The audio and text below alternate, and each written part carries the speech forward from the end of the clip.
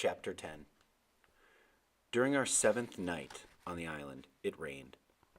It was one of those tropical storms that comes up swiftly without warning. We were asleep on the palm mats that I'd made, but it awakened us immediately. The rain sounded like bullets hitting on the dried palm frond roof. We ran out into it shouting and letting the fresh water hit our bodies. It was cool and felt good.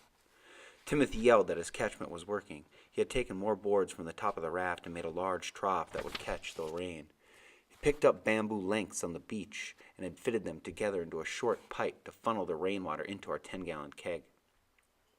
It rained for almost 2 hours, and Timothy was quite angry at himself for not making a second catchment, because the keg was soon filled and overflowing. We stayed out in the cool rain for 20 or 30 minutes, and then went back inside. The roof leaked badly, but we didn't mind.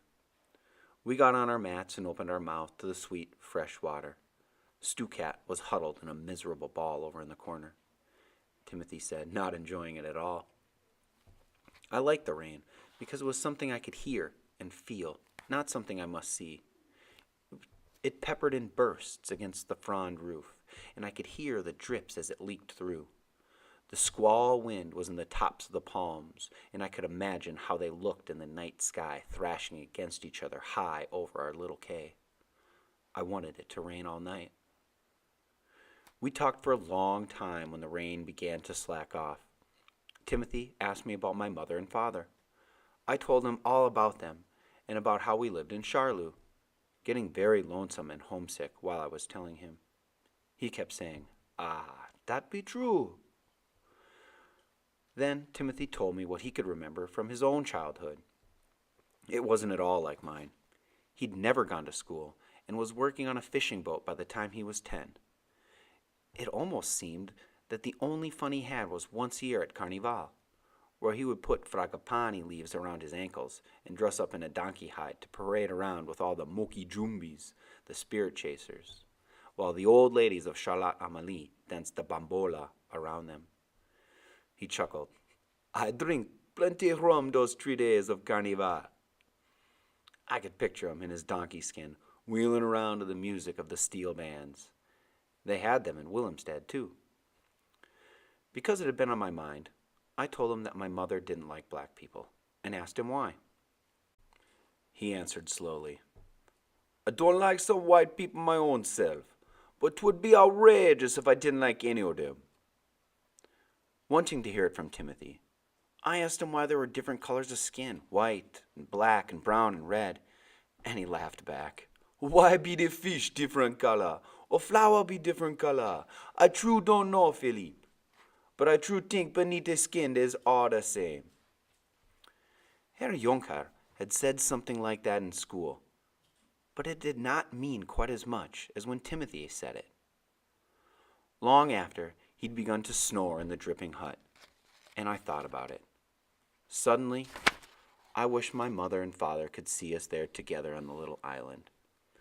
I moved closer to Timothy's big body before I went to sleep. I remember smiling in the darkness. He felt neither white nor black. In the morning, the air was crisp, and the cay smelled fresh and clean. Timothy cooked a small fish, a pompano, that he speared at dawn down on the reef. Neither of us had felt so good or so clean since we had been aboard the Hato, and without discussing it, we both thought this might be the day an aircraft would swing up into the Devil's Mouth, if that's where we were. The pompano, broiled over the low fire, tasted good. Of course, we were eating little but what came from the sea.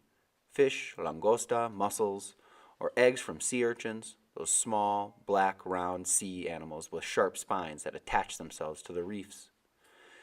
Timothy had tried to make a stew from seaweed, but it tasted bitter. Then he tried to boil some new sea grape roots, but they made us ill. The only thing that ever worked for him was sea grape leaves, boiled first in seawater and then cooked in fresh water. But above us, 40 feet from the ground, Timothy said was a feast. Big, fat, green coconuts. When we landed, there were a few dried ones on the ground, but the meat in them was not very tasty. In a fresher one, there was still some milk, but it was rancid. At least once a day, especially when we were around the hut, Timothy would say, 'Tis outrageous them coconut hang up in the sky when we could use the milk and meat. Or he'd say, Timothy my own self long ago could climb the palm very easy. Or, hinting, and I guess looking up at them, Philippe, I do believe you be getting outrageous strong here on the island. He made a point of saying that if he were only 50 again, he could climb the tree and slice them off with his knife. But at 70-odd, he did not think he could make it to the top. That morning, over breakfast, Timothy said, looking at the tops of the palms, I'm sure, a little milk from the coconut would be good right now, eh, Philippe? As yet, I didn't have the courage to climb the palms. Yes, it would, I said. Timothy cleared his throat, sighed deeply, and put the coconuts out of his mind. But I knew he'd try me again. He said, Them devilin' coconuts aside, your mother would not be knowing you now. I asked why.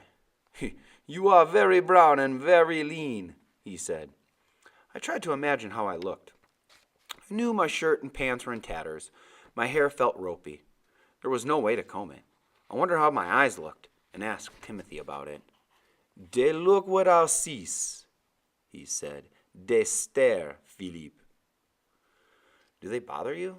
Timothy laughed. Not me. Every day I think what rare good luck I have that you be here with my own self on this outrageous humbug island.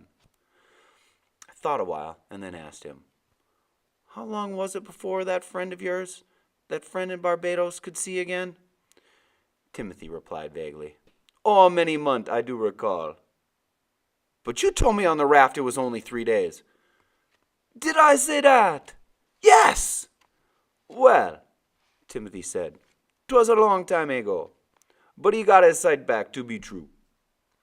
He paused a moment, then said, Now I tell you, we got much work to do today. I noticed more and more that Timothy always changed the subject when we began to talk about my eyes. He would make any kind of excuse. What work? I asked. Now let me see, he said. For one thing, we must make another catchment, and we must go to the reef for food, and... I waited. Timothy finally exploded. Now that is a lot of work, Philippe, to be true.